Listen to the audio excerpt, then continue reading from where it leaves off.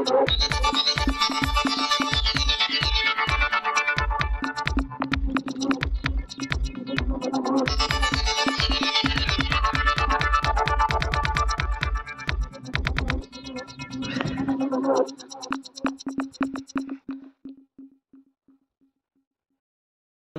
ఆదివాసీ JAC రాష్ట్ర vice chairman.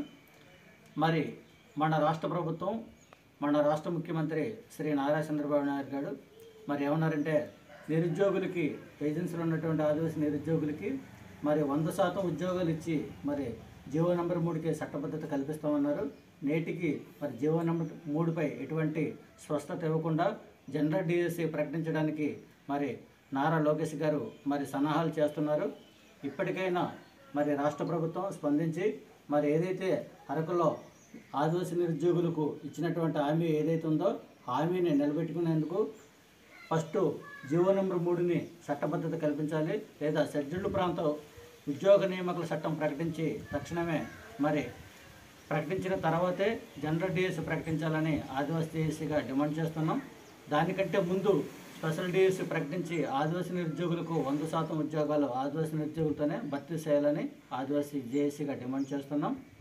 అలాగే ఏదైతే నిరుద్యోగులు ఉన్నారో మరి వందలాది వేలాది మంది ఎటువంటి ఉపాధి లేక ఇబ్బంది పడుతున్నారో ఆ నిరుద్యోగుల గురించి మరి పాడేరు కేంద్రంగా సివిల్స్ కోచింగ్ ప్రారంభించారు.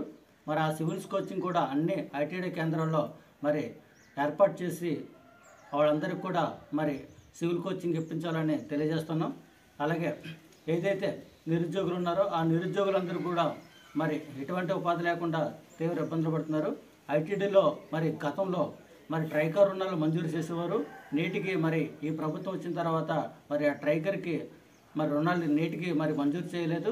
తక్షణమే 50,000 కోట్లు రిలీజ్ చేసి మరి ఆదివాసీ నిరుద్యోగుల్ని మరి వాళ్ళకి ఉపాధి, స్వయం ఉపాధి గురించి మరి ట్రైకర్ రుణాలు మంజూరు చేయాలని ఆదివాసీ జేఏసీగా డిమాండ్ చేస్తున్నాం.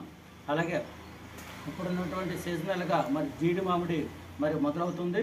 కావున ప్రతి మండల కేంద్రంలో మరి జీడి పిక్కల మినీ ఫ్యాక్టరీలు ఏర్పాటు చేసి తక్షణమే మరి ఆదివాసీ నిరుద్యోగులకు మరి ఉపాధి కల్పించాలని ఆదివాసీ జేఏసీగా డిమాండ్ చేస్తున్నాం.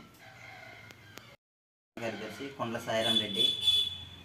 జీవో నెంబర్ 3ని చట్టం చేసి నిరుద్యోగులకు అంటే గిరిజన ప్రాంతంలో ఉన్నటువంటి యువకులకు స్పెషల్ డిఎస్సి చేసి వాళ్ళకి ప్రతి ఒక్కరికి జాబులు ఇప్పించవలసిందిగా ఈ ఉమ్మడి కూటమిలో ఎమ్మెల్యే సిరేసే గారు మాట్లాడవలసిందిగా కోరుచున్నాం.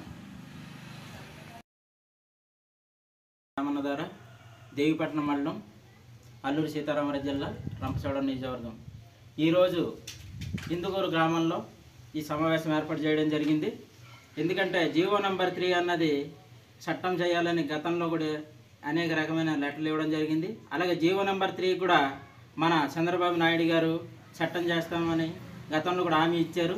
జీవో నెంబర్ 3 బదులుగా ఉద్యోగ భద్రత చట్టం చేయాలని జీవో నెంబర్ 3 చట్టంగా చేయాలని మేము అడగడం జరిగింది. జీవో నెంబర్ 3ని చట్టం చేయాలని ఇక్కడ ఉన్నటువంటి ఆదివాసులందరూ అడగడం జరుగుతుంది.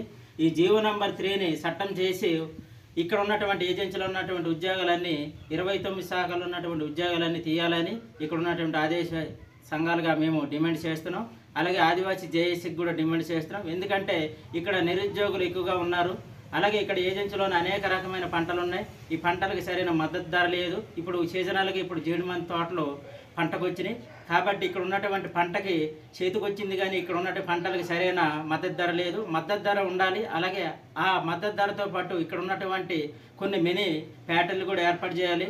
ఆ ఫ్యాక్టరీల ద్వారా ఇక్కడ ఉన్నటువంటి యువతకు అనేక రకమైన ఉపాధి అవకాశాలు కల్పించే అవకాశం ఉంది. కాబట్టి దీని మీద గవర్నమెంట్ దృష్టి పెట్టాలని కోరుతున్నాం. అలాగే ఒకటే డిమాండ్ మాది, ఏజెన్సీలో ఉన్నటువంటి గిరిజనుల యొక్క ఇక్కడ ఉపాధి కోసం అనేక రకమైన సొసైటీలు ఏర్పాటు చేయాలి. సొసైటీలతో పాటుగా ఇక్కడ ఉన్నటువంటి యువతకి ఉపాధి కల్పించాలని ఈ సందర్భంగా మేము తెలియజేయడం జరుగుతుంది. జై ఆదివాసీ.